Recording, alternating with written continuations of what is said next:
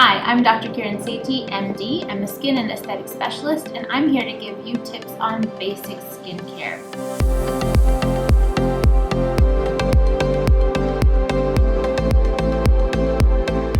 So I'm here to tell you that while I like K-beauty, I don't like Korean skincare beauty. I like Kiran beauty, which means simple beauty.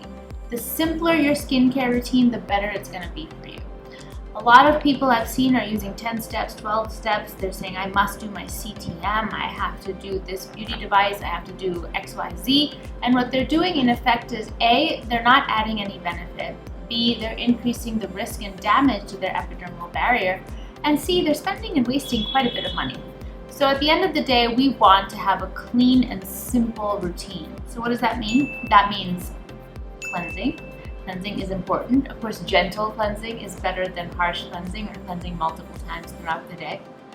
You usually want a serum or an active product in case you're looking for something that is concerning you. So you have pigmentation or acne or pores or dullness or anti-aging. Then you'll probably want a treatment product or a serum.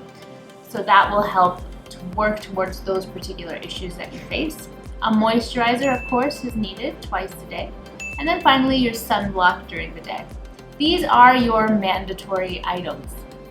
Beyond that, everything else is extra. You want that dewy glass skin look, add a mist morning and evening. If you need 2 or 3 concerns, you can try and look for a serum that covers all the issues, or you can do maybe 2 serums. But remember, the best way to go about a skincare routine is to do one that suits you and that also changes over time and that doesn't go overboard. Finally, do take the advice of a good skin doctor, because the advice of a good skin doctor, while it seems tiring, it'll actually save you money and time in the long run while also giving you a much better, more targeted result without the risks. Stay beautiful.